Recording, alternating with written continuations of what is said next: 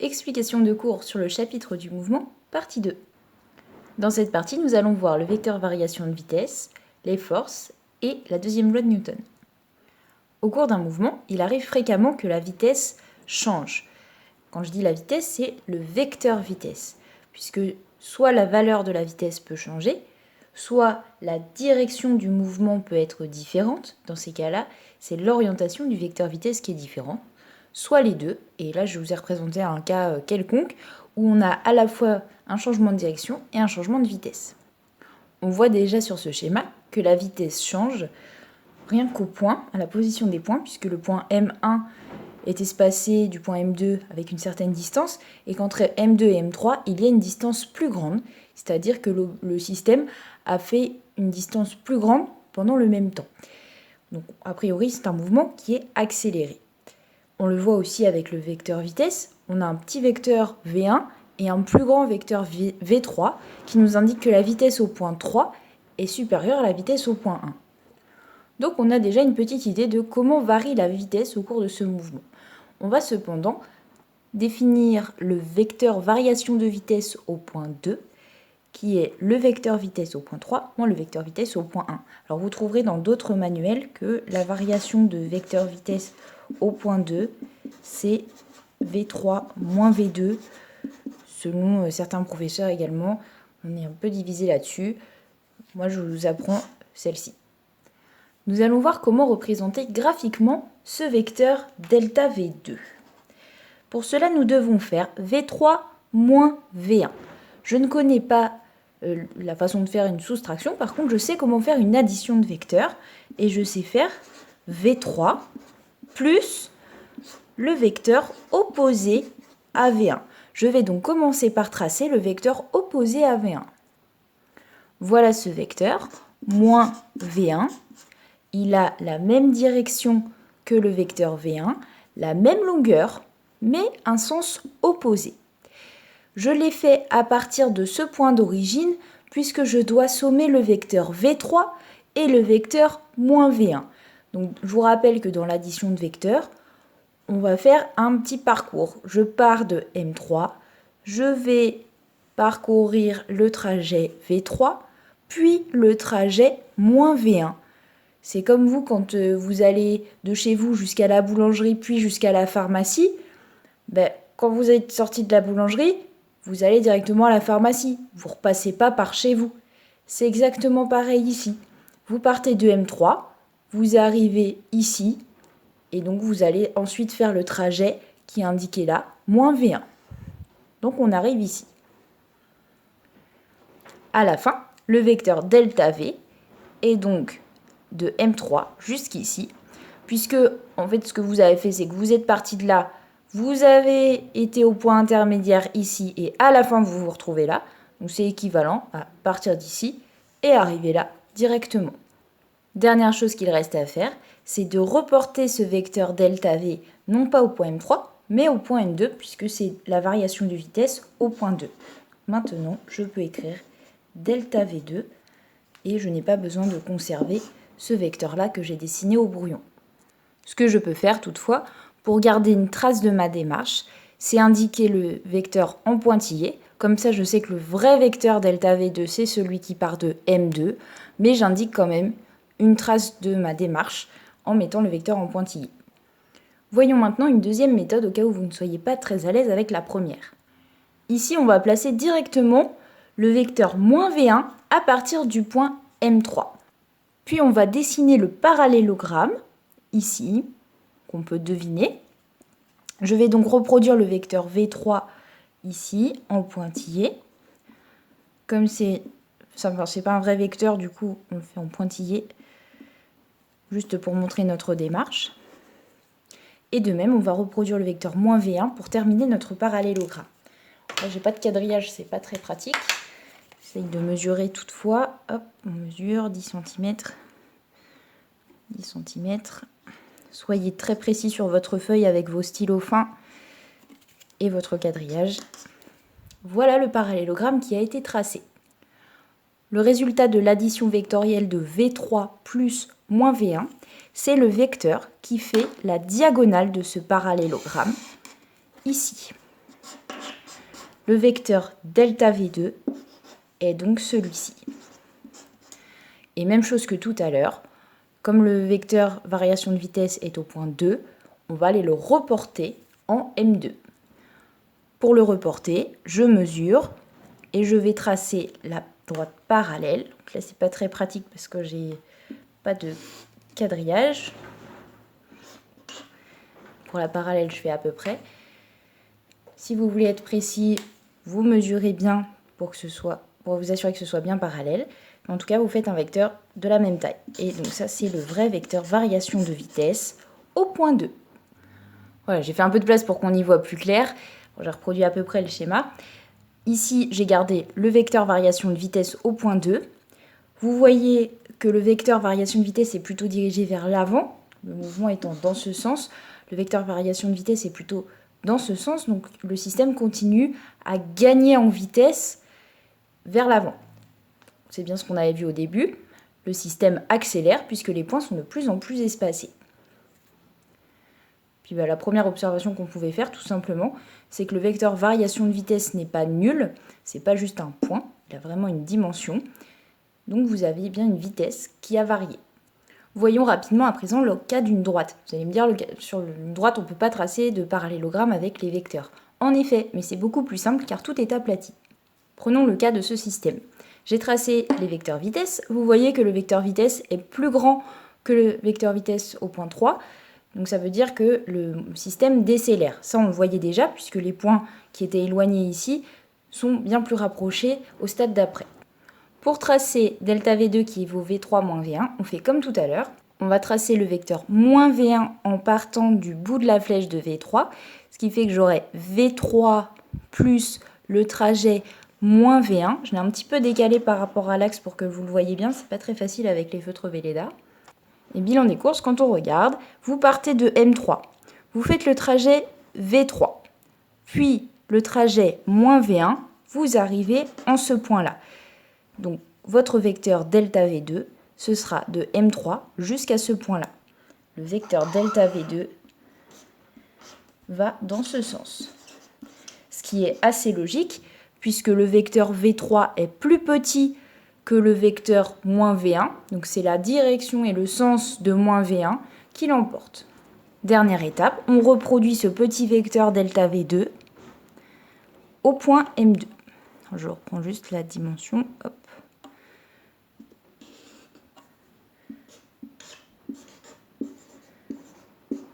Voilà le vecteur delta V2.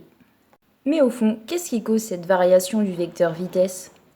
Et donc, qu'est-ce qui cause cette variation du mouvement? La réponse, ce sont les forces appliquées au système. En effet, une chaise, si vous la laissez tranquille, elle reste en place. Par contre, si vous appuyez dessus, il est possible que vous la fassiez tomber, que vous changiez son mouvement. C'est donc la force que vous exercez qui est responsable de la chute de la chaise. Le lien entre la somme des forces appliquées et la variation de vitesse s'appelle la deuxième loi de Newton. Faisons d'abord quelques rappels sur les forces. Une force, c'est un vecteur qui peut être une force peut être représentée par un vecteur, 4 caractéristiques, l'origine, le sens, la direction et sa valeur. Prenons le cas d'un système qui est une boîte posée sur la table que j'ai représentée par ce rectangle ici. Pour l'instant, on suppose que la boîte est immobile et on va faire la liste des forces exercées sur cette boîte. Tout d'abord, il y a l'effet de la gravité. La force correspondante, c'est le poids, noté P avec une flèche. La force du poids part toujours du centre de gravité G de l'objet. Elle est dirigée vers le centre de la Terre, verticale donc, et vers le bas. Voici la force du poids. Pour trouver sa valeur, on se rappelle de la formule déjà vue précédemment, M fois petit g. Bon, là, je ne vous ai pas donné ni la masse, ni l'intensité de la pesanteur, ni une échelle pour représenter P. Je l'ai fait au hasard, mais sachez qu'on peut vous le demander. Et puis, il y a une autre force exercée, puisque l'objet ne rentre pas dans la table. S'il n'était soumis qu'à son poids, l'objet traverserait la table et tomberait par terre. Il y a donc une autre force appelée réaction du support, et c'est la réaction normale qui est perpendiculaire au support. Je vais expliquer plus tard avec un autre schéma pour que vous compreniez bien la différence. Comme l'objet ne s'envole pas ni ne rentre dans la table, la réaction normale est ici égale au poids. Donc je regarde la taille de la flèche pour le poids et je vais reproduire la même flèche pour la réaction du support. Comme c'est une résistance de la part du support, la flèche de cette force doit partir du centre de la surface de contact entre l'objet et le support. Et cette flèche est perpendiculaire ici au support. Rn, le voici. Faisons un deuxième exemple à présent. Imaginons que cette boîte, elle soit en mouvement sur la table, que la table ne soit pas lisse et donc que la boîte frotte contre la table. La liste des forces exercées, on a toujours le poids, la réaction du support, mais il y a une troisième force qui va venir s'ajouter, qui est due à ce mouvement. Alors s'il vous plaît, ne me dites pas, c'est la vitesse. La vitesse n'est pas une force. La force est à l'origine d'un mouvement. Mais ici, la troisième force dont je veux parler, c'est la force de frottement. Elle est due au mouvement. Vous ne l'avez pas quand l'objet est immobile sur la table, mais par contre, quand vous déplacez un objet sur une table rugueuse ou l'inverse, eh bien, vous avez cette force de frottement qui apparaît et qui va s'opposer au mouvement. Cette force de frottement, on la fait partir du centre de la surface de contact, au même endroit ici que Rn, centre de la surface de contact entre l'objet et la surface, et elle est dirigée à l'opposé du mouvement. Donc si mon mouvement est dans ce sens, alors la flèche de la force de frottement sera dans le sens opposé. Troisième exemple que je voulais vous montrer pour vous présenter un peu tous les cas de figure pour représenter P et Rn correctement, c'est l'objet qui est posé sur un plan incliné, qui est sur une pente ou une montée. Le poids, comme tout à l'heure, on le fait partir du centre de gravité G de l'objet et la flèche du poids est verticale et vers le bas. Pour Rn, la définition est la même par rapport à tout à l'heure, mais vous voyez que le résultat est un petit peu différent sur le schéma. Rn est perpendiculaire au support et part du point de contact entre l'objet et le support, entre le milieu de la surface de contact entre l'objet et le support. Et là, sur ce schéma, vous voyez que du fait du plan incliné, vous avez Rn et P qui ne sont pas dans la même direction. Je n'ai pas dit le même sens, j'ai bien dit pas la même direction. Rn est suivant cet axe-là, P est selon cet axe-là. On peut aussi imaginer que l'objet se déplace dans ce sens. Dans ces cas-là, on ajoute une troisième force qui est la force de frottement F, que l'on représente le long du support et qui part du point de contact entre le support et le système. Ici, c'est vraiment le milieu de la surface de contact. Donc on ne fait pas partir d'ici, on ne fait pas partir d'ici, on fait vraiment partir du milieu.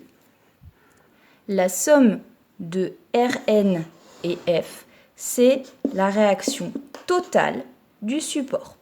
Pour faire la somme vectorielle de Rn et F, on trace ici le rectangle et on trace le vecteur qui fait la diagonale de ce rectangle. Ça, c'est le vecteur total de la réaction du support. Je vais le faire ici pour que vous puissiez voir la flèche. Alors, on peut trouver une multitude de forces différentes, elles ne sont pas toutes au programme, mais on peut en citer quelques-unes. Il y a par exemple la tension du fil qui part du point de contact entre le système et le fil et qui est dirigé le long du fil et dans le sens où le fil tire. Si on considère que le système c'est le fil, alors la flèche sera dans l'autre sens, mais avec la même direction.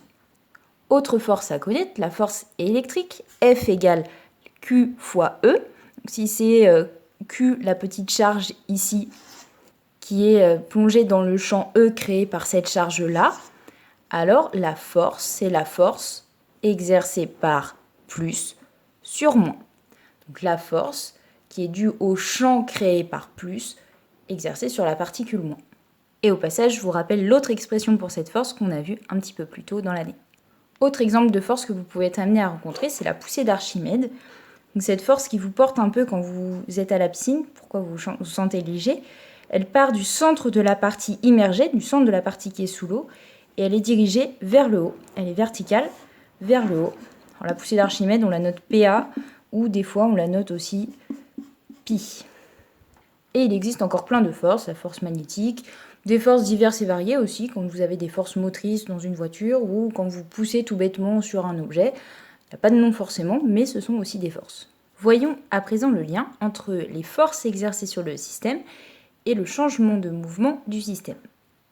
Ce lien mathématique est appelé deuxième loi de Newton et vous allez en voir la version approchée en première. La deuxième loi de Newton vous dit que sigma F égale m fois delta V sur delta T. Autrement dit, la somme des forces exercées sur le système est égale à la masse du système fois le vecteur variation de vitesse divisé par la durée de l'expérience. Un petit point sur sigma. Sigma, c'est la notation pour dire somme. On va faire la somme vectorielle de toutes les forces exercées sur le système. Je l'expliquerai dans une vidéo suivante. Comment est-ce qu'on peut comprendre cette loi ? Cette loi vous dit que la somme des forces exercées cause une variation du vecteur vitesse. Cette variation du vecteur vitesse se fait dans le même sens que la somme des forces exercées sur le système. Ce sont donc elles qui vont dicter le sens et la direction du mouvement. Et ça, rappelez-vous, c'était le principe d'inertie que vous avez vu en seconde. Avec la deuxième loi de Newton, on peut comprendre ce principe d'inertie. Je vous rappelle ici l'énoncé du principe d'inertie que vous avez dû voir en seconde. Tout corps soumis à un ensemble de forces qui se compensent ou à aucune force garde un mouvement de repos ou un mouvement rectiligne uniforme.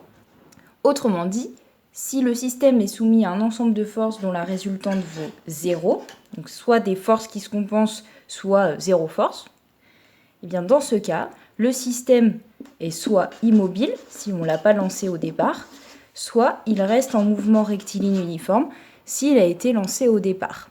Pourquoi ? Parce que la somme des forces est aussi égale à m fois delta V sur delta T. Donc on peut en déduire que delta V vaut aussi 0. Autrement dit, votre vecteur vitesse ne varie pas. Votre variation de vitesse est nulle. C'est-à-dire que soit vous restez immobile, soit vous êtes en mouvement rectiligne uniforme. Rectiligne parce que la direction et le sens du vecteur vitesse ne changent pas. Uniforme parce que la valeur du vecteur vitesse ne change pas. Là, il y a plein d'informations. De dire que le vecteur vitesse ne varie pas, cela veut dire que ni la direction, ni le sens, ni la valeur ne changent. Si par contre la résultante des forces exercées sur le système n'est pas nulle, alors on en déduit que le vecteur variation de vitesse n'est pas nul non plus. Autrement dit, le système ne peut pas être immobile puisque sa vitesse va varier et il ne peut pas non plus être en mouvement rectiligne et uniforme.